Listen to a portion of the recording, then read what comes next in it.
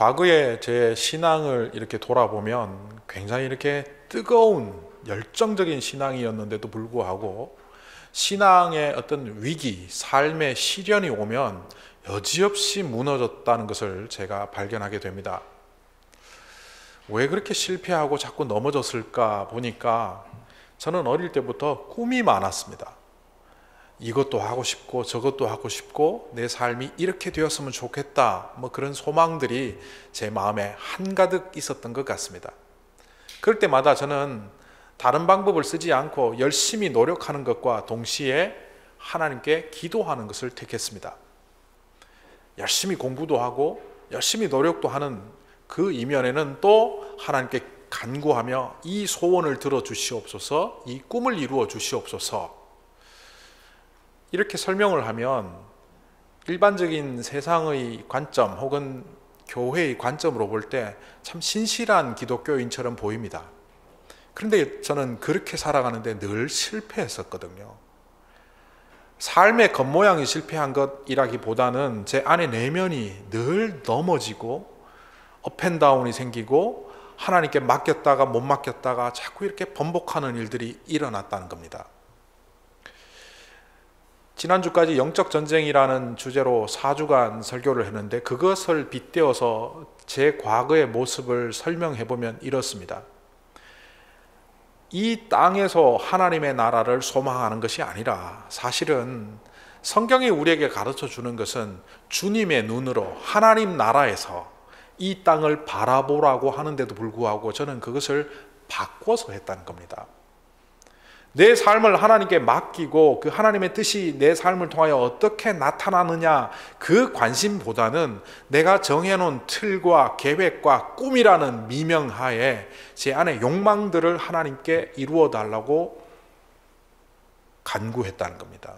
그래서 그것을 이루어 주시지 않을 때 하나님께 저항했고 하나님께 반항했고 하나님을 원망했던 거죠. 그러다 보니 저 안에는 하나님에 대한 사랑이나 믿음의 성숙이라는 자리보다는 늘 불만이 있었습니다.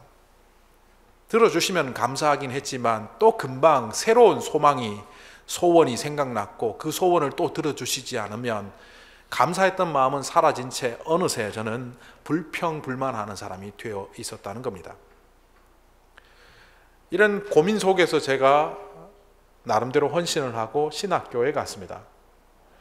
30이 조금 못 되는 나이에 제가 신학교를 가서 신학교를 졸업하니까 30대 초반이 되었고 목사가 되니까 30대 중반이 되었습니다. 그런데도 저 안에는 여전히 욕망이 들끓고 있었습니다. 언젠가 한번 말씀드렸지만 제가 신학교 갈 때 하나님께 기도했던 그 기도 제목은 이거였습니다. 저도 어떤 목사님처럼 수보훈교회 어떤 목사님처럼 5만 명 교회 담임 목사가 되게 해주십시오. 얼마 안 가서 그 꿈이 잘못되었다는 것, 그것은 욕망의 시련이지 하나님이 주신 꿈이 아니라는 것을 깨닫게 되었지만 그것이 일순간에 사라지지 않은 채 늘 저를 괴롭혀 왔습니다. 여러분이 보시기에 지금 현재 저는 어떤 것 같습니까? 여전히 5만 명 교회 담임 목사가 목표인 것처럼 보입니까? 아니면 그렇지 않은 것으로 보입니까? 그것을 제가 완전히 극복했다고 말할 수는 없지만 그때의 태도와 저는 상당히 다른 태도를 갖고 있습니다. 그때는 이 세상의 목표들을 실현하기 위하여 하나님 나라를 필요했다면 지금은 하나님 나라의 필요를 채우기 위하여 이 세상을 쓰고 있다. 저는 그렇게 생각되어집니다. 사실 이렇게 생각이 바뀌는데 중요한 역할을 했던 것은 독서도 있고 묵상도 있고 성경 말씀도 있지만 제게는 영화 2편이 30대 중반에 제 일생의 전환점을 마련하는 계기를 주었습니다. 그 첫 번째 영화는 매트릭스라는 영화입니다. 여러 편에 만들어져서 사람들에게 보여진 영화이지만 그 1편은 가히 저에게 충격이었습니다. 주인공은 멀쩡하게 영화 속에서 살아갑니다. 직장도 다니고 또 재밌는 놀이도 하면서 사람들과 교제하고 열심히 일상을 살아갑니다. 그런데 나중에 알고 봤더니 자기가 살아가는 그 세상은 전부 허구였던 거죠. AI, 인공지능으로 일컬어지는 그 기계 문명이 사람을 지배해서 결국 기계를 돌리기 위하여 사람의 생체 에너지를 필요로 했고 그 사람들을 통 속에 튜브 속에 넣어놓고 에너지를 뽑았습니다. 그런데 이 사람이 죽지 않고 그 튜브 안에서 살아남기 위해서는 머릿속에 뇌의 작용을 자꾸 주는데 그게 뭐냐? 만들어진 꿈같은 가상현실이었습니다. 그 꿈같은 가상현실에서 몸의 에너지를 빼앗기면서 그 인간은 꿈을 꾸고 있죠. 튜브 속에 액체 속에 담겨있는 몸인데도 생각 속에서 직장을 나가고 사람들을 만나고 맛있는 것을 먹고 집을 사고 결국 이 주인공은 그것이 거짓이라는 걸 알았죠. 그래서 깨어나고 보니까 결국 현실은 가혹하기 짝이 없었습니다. 그 가상현실은 밝은 지상의 세계였다면 실제 현실은 지하에 어둡고 침침하고 엄습한 안 좋은 환경, 먹을 것도 넉넉하지 않은 아주 부족한 환경이 현실이었기 때문입니다. 저는 그 영화를 보고 나오면서 며칠을 고민을 했습니다. 우리가 사는 세상이 저와 같은데 그런데 이것을 통하여 복음을 어떻게 해석을 할까? 그리고 어떻게 사람들에게 가상현실, 우리가 살고 있는 이 현실은 한시적이고 진정한 세상은 영원한 곳에 있다는 것을 어떻게 설명할까? 선호가 조금 바뀌긴 했지만 그 영화와 더불어 저에게 굉장히 충격을 주었던 또 다른 영화는 트루먼 쇼라는 영화였습니다. 영화의 주인공이 트루먼 버뱅크라는 사람인데 이 사람은 태어날 때부터 지금 현재 영화 속의 현재인 30살에 이르기까지 한 번도 진짜 세상을 산 적이 없는 사람입니다. 영화 속에 짐 캐리라는 영화 배우가 연기를 하는데 그 사람의 특징적인 그 쾌활함이 영화 속에 그대로 드러나죠. 친구들과 만나서 얘기하고 또 재밌는 광경들을 만들어가고 맛있는 것을 먹고 결혼까지 해서 직장 생활과 여러 가지 사회 생활을 재밌게 하며 그는 늘 생활 속에서 재밌게 살아가는 주인공으로 나타납니다. 그런데 어느 순간부터 그가 그 현실이 잘못되었다는 것을 발견하게 되죠. 그는 어린 시절 아버지가 물에 빠져 죽는 것을 눈으로 목격하면서 물에 대한 공포를 갖고 있었던 사람인데 그 아버지라는 존재가 그래서 죽고 사라졌는데 어느 날 아버지랑 너무 똑같은 사람이 길 가다가 만나게 되는 거죠. 나중에 알고 봤더니만 24시간 무려 5천여 개의 카메라를 작동해서 이 사람을 관찰해서 텔레비전 쇼로 하는 트루먼 쇼의 주인공이라는 사실을 자신이 알게 됩니다. 그리고 발버둥을 쳐서 저 해와 달마저도 스튜디오 안에 가짜였다는 것을 알게 된 그는 가짜 바다를 건너서 그 세상을 빠져나가려고 합니다. 바다의 끝에 가니까 거기에 엑시트, 통로가 발견되어지고 그 통로를 문을 열고 나니까 한 사람이 소리를 지릅니다. 바로 트루먼 쇼를 진행하는 PD였습니다. 그 PD가 이렇게 주인공에게 말합니다. 너는 지금까지 여기에서 평화롭게 살았다. 그런데 진짜 바깥 세상은 지옥인 것 아니? 너는 여기서 평화롭게 태어나고 첫 걸음마를 띄고 첫 키스를 하고 그 모든 행복한 순간을 여기에서 만났는데 아무것도 모르는 저 바깥 세상에 가서 너 어찌 살려고 해? 그런데 이 주인공은 그 PD의 만류를 뿌리친 채 굿바이 하며 진짜 세상으로 나가면서 그 영화는 끝이 납니다. 우리가 살아가는 이 세상이 저는 트루먼 쇼 같다 그렇게 생각합니다. 트루먼 쇼에서 그가 살았던 30년의 세월은 허구였고 가짜였습니다. 거기에 등장했던 와이프마저도 사실은 배우였습니다. 아버지가 죽었는데 왜 갑자기 또 나타났느냐 하면 그 전에 죽었을 때 그 배역이 끝나고 다른 배역을 맡아서 극중에 다시 등장한 거죠. 30년에 거쳐서 가짜 세상을 만들었던 그 트루먼 쇼가 오늘 우리가 살고 있는 이 세상의 모습은 아닌가 생각해 봅니다. 그럼에도 불구하고 아마 여기에 동의하지 않는 분들이 많이 있을 겁니다. 그래도 우리는 평생을 여기서 사는데 사람들과 만나서 교제하고 가족들과 만나서 사랑하고 또 내가 좋아하는 일들을 하면서 살아가는 이것이 어떻게 가상이냐? 그런데 억만 년의 시간 속에서 100년은 먼지와 같습니다. 가상은 아니지만, 허구는 아니지만 한시적이고 제한적이란 말은 그것은 잠깐 지나가고 마는 찰나에 불과하다는 겁니다. 그런데도 불구하고 사탄은 우리에게 이 영원한 세상과 우리의 세상이 일치하지 않는다는 그 빈틈을 노려 우리에게 끊임없이 말합니다. 우리가 살고 있는 이 세상이 진짜다. 하나님이 성경 속에서 말하는 이 영원한 세상은 그게 오히려 가짜다. 원래 하나님이 이 땅을 만드실 때는 하나님의 영원한 시간과 우리 인간의 시간이 일치하는 시간이었습니다.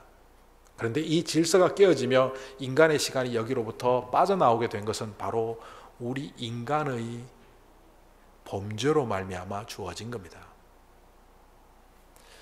그리고 우리에게 하나님께서는 죽음을 주셨죠. 그래서 많은 사람들은 죽음은 고통이요, 죽음을 통해서 우리는 철저히 아픔 속에서 살아간다라고 말합니다. 그런데 한 영성가인 헨리 나우에는 죽음을 이렇게 해석합니다. 죽음은 하나님이 주신 선물이다. 저도 거기에 동의합니다. 범죄한 인간이 죽지 않고 영원히 존재하게 된다면 그게 바로 사탄입니다. 사탄이라는 존재는 영원성 속에 존재하고 그들이 철저히 하나님을 반대하며 악이 되었기 때문에 그들은 영원 속에서 악한 존재로 사탄으로 살아갑니다. 그런데 성경은 우리에게 가르쳐 줍니다. 사탄의 시간조차도 제한되어 있다고. 하나님께서 이 세상을 정리하고 새롭게 세우시는 날이 올 텐데 예수님께서 재림하셔서 하나님의 나라를 선포하며 회복하는 시간이 될 텐데 그때는 사탄의 세력이 망할 것이라는 겁니다. 동시에 그 세력에 빌붙었던 우리 악한 인간들도 그날의 심판의 대상이 된답니다. 자, 여러분은 어떤 시간 속에 살고 계십니까? 이 세상이 영원하지 않음에도 불구하고 계속해서 영원한 것처럼 살고자 하는 사람들이 우리 시대에만 있었던 것이 아닙니다. 역사 속에 보면 위대한 황제들, 왕들은 자기 시대가 영원하기를 원했습니다. 중국 역사 속에서 가장 위대한 한 사람, 뛰어난 한 사람을 꼽으라면 바로 진시 황제를 꼽는다고 합니다. 그는 중국 역사 속에 황제란 호칭을 처음 썼습니다. 삼황오제라는 말에서 황제란 말을 뽑아내었고 그 만들어진 말을 자기에게 쓰면서 시황제, 처음으로 황제가 되었다 해서 시황제라고 했습니다. 조각조각 나 있던 중국의 그 모습들을 통일을 했습니다. 그리고 그 땅의 이름을 진이라고 전했습니다. 그 친이라는 것이 오늘날 차이나의 어원이 되었죠. 나라를 통일하고 절대 권력을 갖고 모든 사람들을 자기 발 아래 두고 나니까 이 권세가, 이 시간이 영원하기를 원했습니다. 그래서 그는 세상 땅끝까지 사람들을 보내어서 불로초를 구하려고 했죠. 그렇지만 그의 시대는 불로초도 구하지 못한 채 수많은 가짜 불로초만 먹다가 아마 병들어 죽었던 것 같습니다. 결국 그렇게 사라지고 그 시대도 그 나라로 그렇게 끝나고 말았습니다. 다른 쪽에 보면 파라오라는 태양의 아들이 있죠. 지금도 이집트에 가면 사람이 어떻게 이것을 만들었을까 하는 기괴한, 정말 해석되어지지 않는 건축물이 있죠. 그것이 바로 피라밋입니다. 수백만 개의 돌덩어리, 그것도 그냥 작은 것이 아니고 사람 키보다 더 큰 돌덩어리를 수백만 개를 쌓아서 피라밋을 만들었습니다. 어떤 기하학자의 통계에 보면 그 돌이 수백만 개는 물론이고 동원된 연 인원만 20만 명이 넘을 것이며 시간은 20년에서 30년이 걸렸고 심지어는 그것을 만드는 중에 돌에 깔려 죽은 사람만 15,000명이 넘을 거다. 그렇게 통계가 나온 자료를 제가 본 적이 있습니다. 수십만 명의 사람을 동원하고 10,000명도 넘는 사람들이 죽게 하고 20년도 넘는 세월을 투자해서 만든 그 피라밋은 다름 아닌 무덤입니다. 그 속에 자기의 애장품을 다 소장하고 자기의 육신이 죽은 뒤에도 썩지 않도록 방부제 처리를 해서 미라가 되어서 거기에 들어가면 자기는 영원히 살 거라고 기대했습니다. 그런데 그 미라들이 어디에 있습니까? 제가 어느 해인가 메트로폴리탄 뮤지엄에 가니까 거기도 많이 있고요. 대형 박물관에도 부지기수로 와 있고 루브르 박물관에도 많이 와 있죠. 예전에 카이로 국립박물관에 갔더니만 거기는 별로 없더라고요. 워낙 서구 열강들이 미라를 다 훔쳐가 갖고 정작 이집트에는 많이 남지 않은 그 미라들이 뭡니까? 영원을 꿈꾸며 살았던 그 사람들입니다. 제가 피라미드 안에도 들어가 봤는데 그 수많은 도굴 속에도 여전히 그 벽에 황금빛이 남아있더라고요. 설명해 주는 분이 이렇게 말합니다.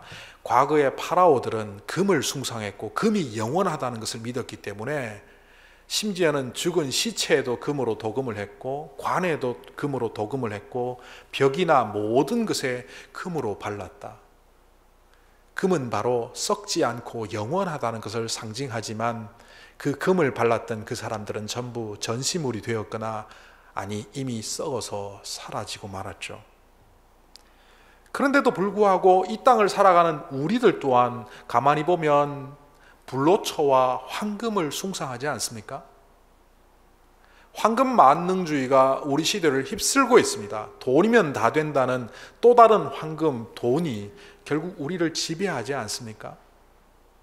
나의 삶에 있어서 하나님의 뜻이 무엇이냐, 내가 어떤 것을 어떻게 살아야 참으로 복된가에 대한 관심보다는 나의 수입이 얼마인지, 내가 어떻게 그 돈을 쓸 수 있는지, 나의 노년을 위해서 지금 젊은 날을 위하여 얼마간의 수입이 나를 복되게 할 건가, 돈에 최종적인 관심이 있지 않습니까? 결국 이집트 파라오를 휩쓸었던 그 황금 만능주의는 시대를 초월해서 우리 안에도 있습니다. 왜 우리가 황금 만능주의에 빠집니까? 우리가 살고 있는 이 세상이 마치 영원한 것처럼, 이 세상이 진짜인 것처럼 우리가 착각하며 이 세상을 지키기 위한 수단으로 황금을 붙잡기 때문입니다. 또 요즘 굉장히 사람들에게 어필하는 것은 돈 이상으로 건강 백세라는 말입니다. 수명이 늘어나면서 몇 년을 살았느냐보다 더 중요한 것은 건강하게 몇 년을 살았느냐.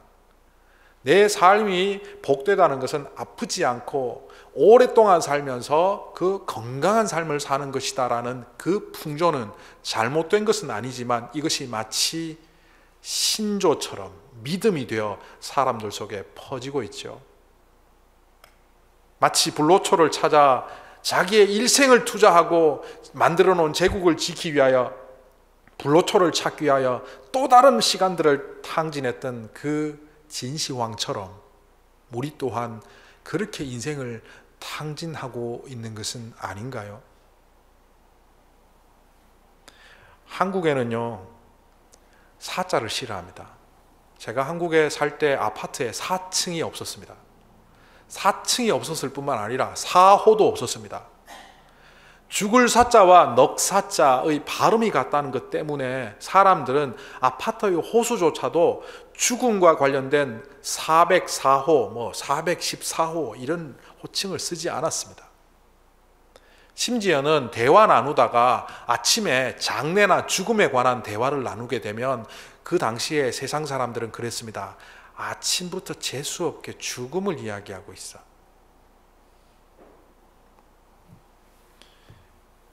그런데 어떤 통계학자가 성경을 분석해 보았습니다.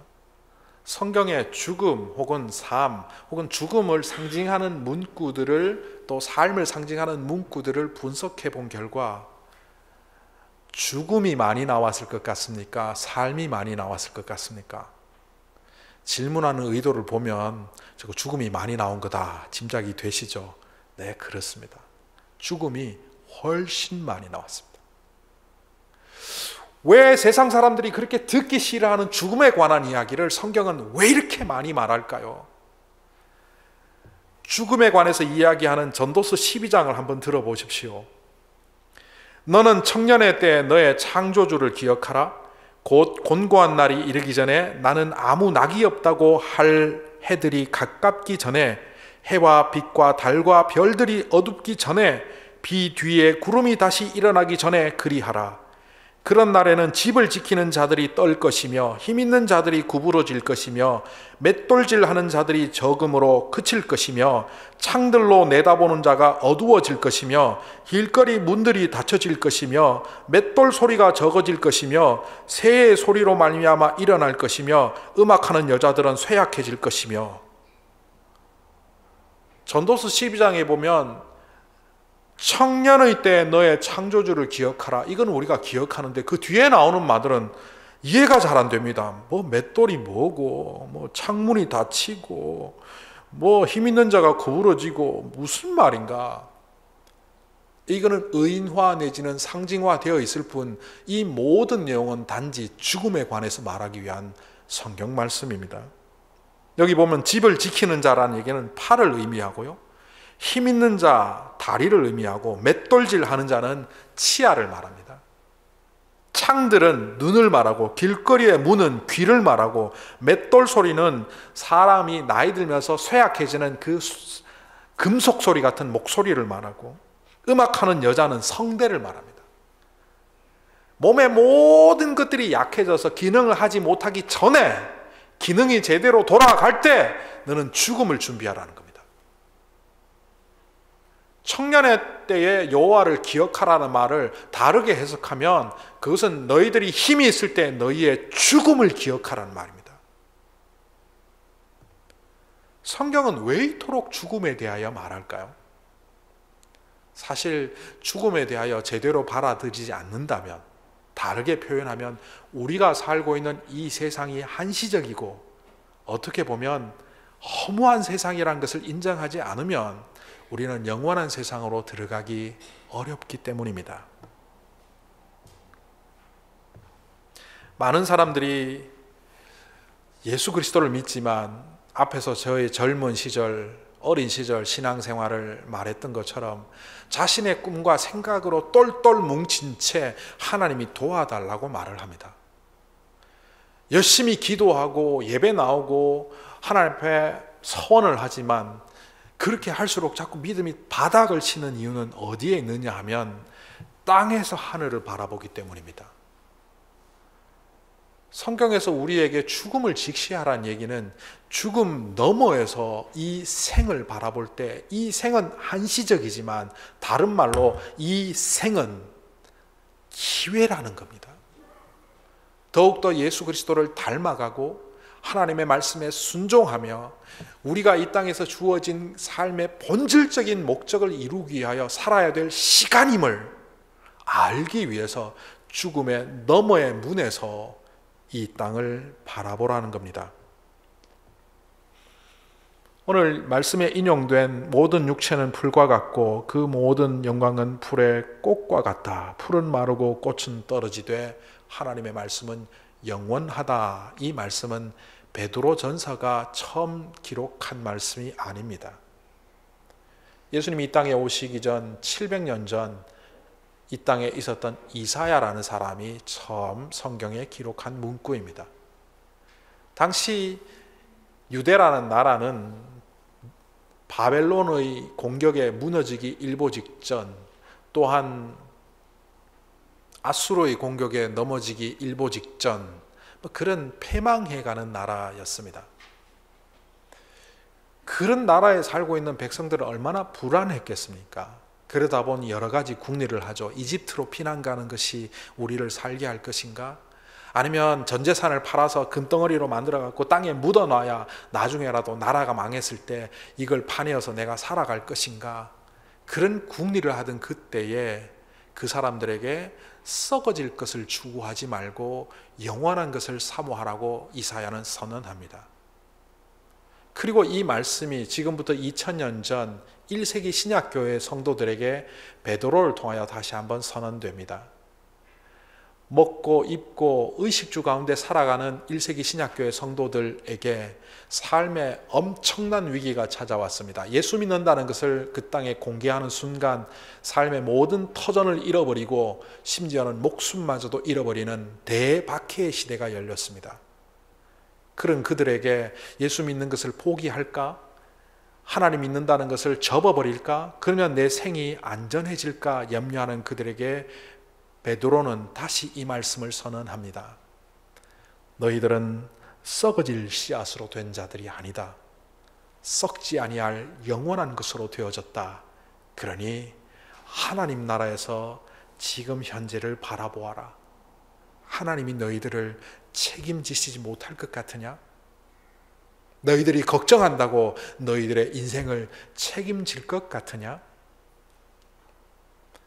결국 우리에게 주어진 것은 변하지 않는 하나님의 말씀, 이 하나님의 말씀은 기록된 성경으로서의 책의 의미라기보다는 우리에게 던져지는 율법으로서의 의미라기보다는 복음으로서 우리를 살리고 하나님의 능력으로서 우리를 지키고 하나님의 역사하심으로 역사를 통치하고 계신다는 것을 믿으라는 것입니다.